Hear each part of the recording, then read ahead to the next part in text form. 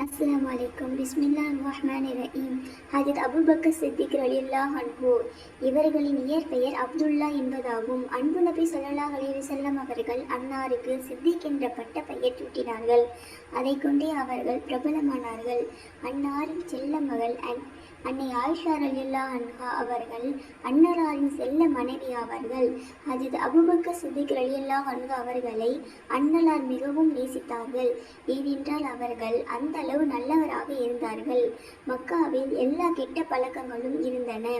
அங்குள்ள மக்கள் மது அருந்தினார்கள், சூதாடினார்கள், வெட்கக்கெட்ட காரியங்களையும் பேச்சுக்களையும் பேசினார்கள். ஆனால் ஹஜ்ரத் அபூபக்கர் சித்திக் ரலியல்லாஹு அன்ஹு அவர்கள் சிறு வயதிலிருந்தே நல்லொழுக்கம் உள்ளவராகவும் உண்மையாளராகவும் இலகிய மனம் கொண்டவராகவும் திகழ்ந்தார்கள். ஏழைகள் விதவைகளை ஆதரித்தார்கள். இயலாதவர்களுக்கு உதவி செய்தார்கள். ஒவ்வொருவருக்கும் ஏதாவது ஒரு வகையில் உதவி செய்வார்கள். சிறு பிரயாணத்திலிருந்தே நபி அவர்களின் தோழமையில் இருந்தார்கள்.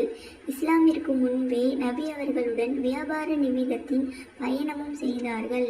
நமது நபி அவர்களுக்கு அல்லாஹ் நபி பட்டம் வழங்கியவுடன் அச்செய்தியை நபி அவர்கள் தமது நெருங்கிய சொந்த பந்தங்களுக்கு அறிவித்தார்கள்.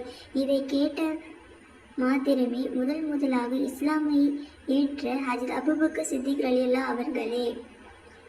ஹஜ்ரத் அபூபக்கர் சித்திக் ரலியல்லாஹு அன்ஹு அவர்கள் உயர்ந்த குடும்பத்தை சேர்ந்தவர்கள். அல்லாஹ் அவர்களுக்கு சகல விதமான செல்வ பாக்கியங்களையும் வழங்கியிருந்தான். அவர்கள் மிக பெரும் வியாபாரியாகவும் இருந்தார்கள்.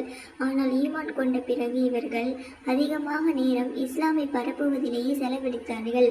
வாய்ப்பு கிடைக்கும் இடம் எல்லாம் தீனை பரப்பும் விஷயத்தில் தமது உயிர் பொருளை செலவு செய்ய தயங்க மாட்டார்கள். மக்கள் அவர்களுக்கு கடும் துன்பங்களை கொடுத்திட்ட போதிலும் அவர்கள் மனம் தளராமல் தீனுடைய சேவையை செய்து கொண்டே இருந்தார்கள்.